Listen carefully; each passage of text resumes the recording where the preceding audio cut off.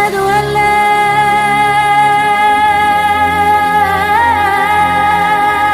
إله إلا الله.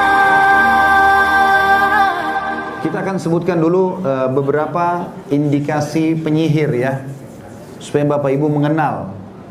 Ada banyak poin-poin berhubungan dengan indikasi penyihir. Yang pertama itu, memang orang-orang ini kebanyakan tidak beriman kepada Allah. Kalaupun mereka beriman kepada Allah, kalaupun mereka memperlihatkan beriman kepada Allah, berarti itu cuma simbolik. Jadi jangan terpengaruh, mohon maaf, dengan hanya sekedar kopiah hitam, kopiah haji, atau apalah ya yang mereka pakai, karena biasa menggunakan simbol-simbol ini yang semestinya digunakan oleh manusia-manusia mulia seperti para kiai kita, para guru kita. Mestinya mereka yang menggunakan itu kan. Tapi banyak dukun-dukun menyalahgunakan itu sehingga mencoreng nama baiknya para ulama kita ya. Makanya itu harus hati-hati. Nah, cara mengenal mereka selain bukan cuma simbolik, biasanya memang omongannya itu diikuti dengan syarat-syarat. Ya, misalnya syarat berikan kepada saya foto ya. Misal itu biasanya minta foto sudah jelas. Kalau ulama nggak ada yang minta foto kita. Ya. Nggak ada orang datang masalah suami istri atau ada anaknya sakit kasih ke saya fotonya nanti saya doain dari foto, itu nggak ada. Tapi itu ciri-ciri mereka. Kalau ulama tidak akan lakukan itu. Dia cuma bilang, Bapak Ibu silakan doain anaknya, doanya baca ini misalnya. Nah itu nggak ada masalah.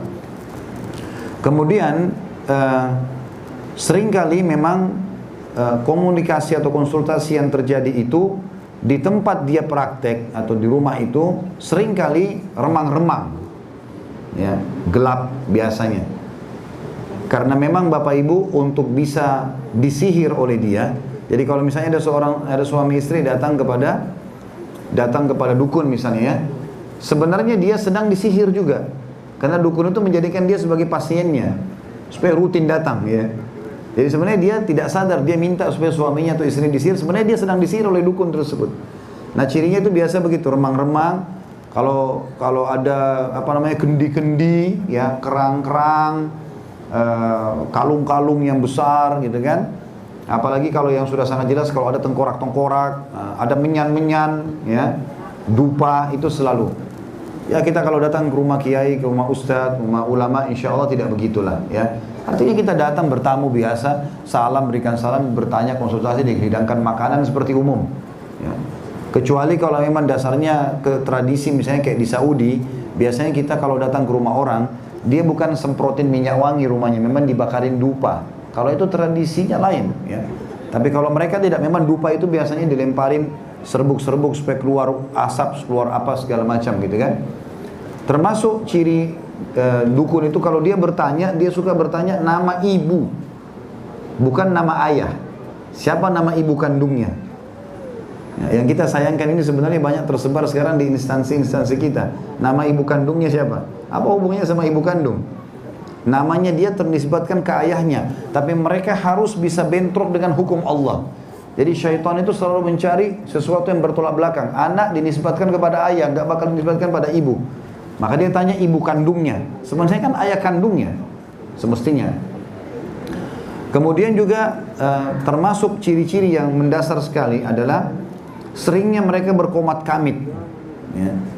Komat kamit, dan biasanya komat kamitnya itu tidak bersuara sama sekali atau bersuara sebagian, sisanya dihilangkan. Sementara kalau orang betul-betul memang, misalnya kita datang kepada rumah seorang kiai atau ustadz atau ulama yang memang mulia, dia baik hubungannya sama Allah, kalau dia pun ruqyah dia bersuara, dia dengarkan ayat Al-Quran, kita tahu apa yang dibaca gitu, bukan cuma sekedar komat kamit ya. Maka itu indikasi-indikasi ya, biasanya seperti itu. Kalau dukun yang tidak menggunakan kedok ulama atau tidak menggunakan kedok para dai ini, lebih jelas lagi, seperti ada tengkorak, dia minta darah ayam, dia minta ini, itu lebih jelas lagi.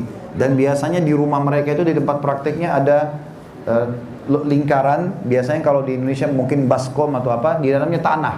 Biasanya orang yang mau jadi pasiennya ini atau berobat ini disuruh injak tanah itu ya. Biasanya juga dikasih kalung-kalung, cincin ya, gelang yang sudah dimantrain lalu dikasih. Biasanya dikasih baju yang penuh dengan tulisan-tulisan, lalu kemudian disuruh pakai di malam Jumat di sinar matahari ya. Kadang-kadang dikasih air, kemudian air itu disuruh taruh di bawah bintang, cahaya bintang malam. dikenal dengan air bintang, dan segala macam hal yang seperti ini ya. Makanya saya bilang tadi kesimpulannya sudah nggak usah ke tempat-tempat mereka ini, karena dilarang dalam agama kita.